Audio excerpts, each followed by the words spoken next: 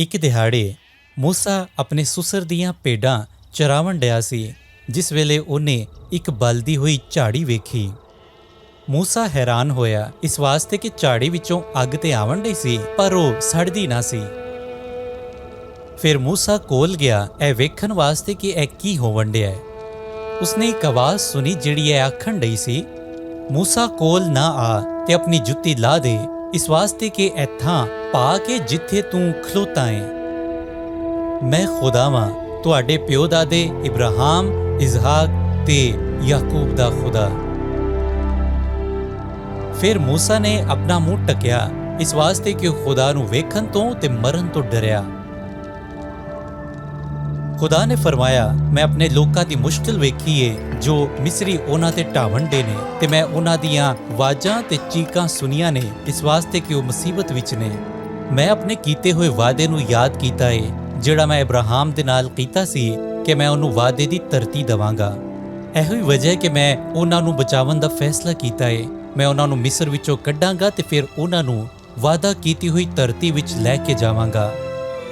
ਤੇ ਹੁਣ ਮੈਂ ਤੈਨੂੰ ਫਿਰੌਨ ਦੇ ਕੋਲ ਭੇਜਾਂਗਾ, ਉਸ ਨੂੰ ਆਖੀ ਕਿ ਮੇਰੇ ਲੋਕਾਂ ਨੂੰ ਜਾਵਣ ਦੇ।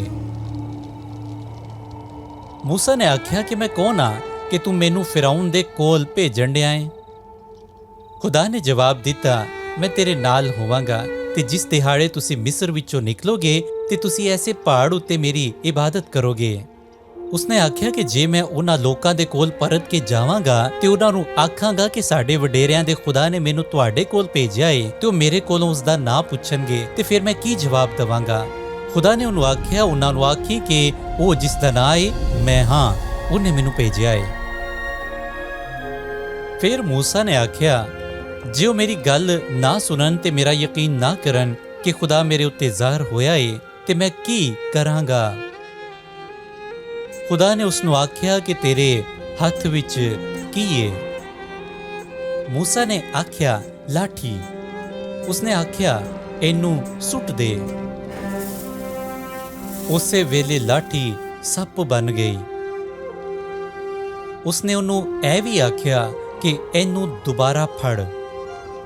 ਮੂਸਾ ਨੇ ਸੱਪ ਫੜਿਆ ਤੇ ਉਹ ਉਸੇ ਵੇਲੇ ਲਾਠੀ ਵਿੱਚ ਬਦਲ ਗਿਆ।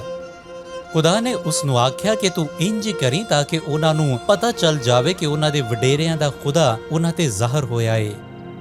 ਉਸਨੇ ਉਹਨੂੰ ਇੱਕ ਹੋਰ ਮੌਜਜ਼ਾ ਦਿੱਤਾ। ਉਸਨੇ ਆਖਿਆ ਕਿ ਆਪਣਾ ਹੱਥ ਆਪਣੇ ਚੋਗੇ ਦੇ ਥੱਲੇ ਰੱਖ ਤੇ ਫਿਰ ਬਾਹਰ ਕੱਢ। ਮੂਸਾ ਨੇ ਉਂਝ ਕੀਤਾ ਜਿਵੇਂ ਖੁਦਾ ਨੇ ਉਹਨੂੰ ਕਰਨ ਵਾਸਤੇ ਆਖਿਆ ਸੀ। ਜਿਸ ਵੇਲੇ ਉਹਨੇ ਆਪਣਾ ਹੱਥ ਚੋਗੇ ਵਿੱਚ ਪਾ ਕੇ ਬਾਹਰ ਕੱਢਿਆ ਤੇ ਉਹਦੇ ਹੱਥ ਉੱਤੇ ਕੋੜ ਹੋ ਗਿਆ, ਤੇ ਜਦੋਂ ਉਹਨੇ ਆਪਣਾ ਹੱਥ ਦੁਬਾਰਾ ਚੋਗੇ ਵਿੱਚ ਪਾ ਕੇ ਬਾਹਰ ਕੱਢਿਆ ਤੇ ਉਹ ਦੁਬਾਰਾ ਪਹਿਲੇ ਵਾਂਗੂ ਹੋ ਗਿਆ।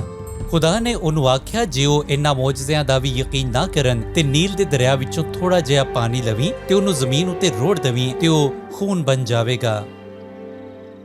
ਮੂਸਾ ਨੇ ਖੁਦਾ ਨੂੰ ਆਖਿਆ, ਐ ਖੁਦਾਵੰਦ, ਤੂੰ ਤੇ ਜਾਣਦਾ ਏ ਕਿ ਮੈਂ ਬੋਲ ਨਹੀਂ ਸਕਦਾ, ਮੈਂ ਤੋਤਲਾ ਵਾਂ ਤੇ ਦਰੁਸਤ ਗੱਲਬਾਤ ਨਹੀਂ ਕਰ ਸਕਦਾ, ਤੂੰ ਕਿਸੇ ਹੋਰ ਨੂੰ ਭੇਜ ਦੇ।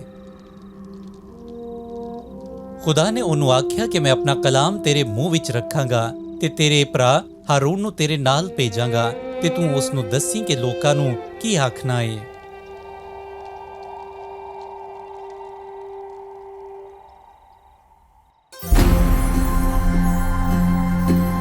ਮੂਸਾ ਮਹੱਲ ਵਿੱਚ ਰਹਿੰਦਾ ਸੀ, ਲੇਕਿਨ ਫਿਰ ਚਰਵਾਹਾ ਬਣ ਗਿਆ। ਖੁਦਾਵੰਦ ਨੇ ਮੂਸਾ ਦੀ ਜ਼ਿੰਦਗੀ ਦਾ ਇਹ ਮਨਸੂਬਾ ਕਿਸ ਤਰ੍ਹਾਂ ਬਦਲ ਦਿੱਤਾ ਤਾਂ ਕਿ ਉਹ ਉਸ ਦੇ ਵਸੀਲੇ ਆਪਣੇ ਸਾਰੇ ਲੋਕਾਂ ਨੂੰ ਬਚਾਵੇ।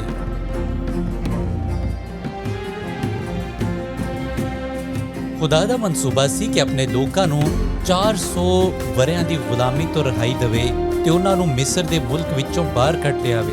ਤੁਹਾਡਾ ਕੀ ਖਿਆਲ ਹੈ ਕਿ ਕਿਵੇਂ ਖੁਦਾ ਨੇ ਐਡਾ ਵੱਡਾ ਮਨਸੂਬਾ ਪੂਰਾ ਕਰਨ ਵਾਸਤੇ ਇੱਕ ਕਮਜ਼ੋਰ ਤੇ ਤੋਤਲੇ ਬੋਲਣ ਵਾਲੇ ਨੂੰ ਚੁਣਿਆ?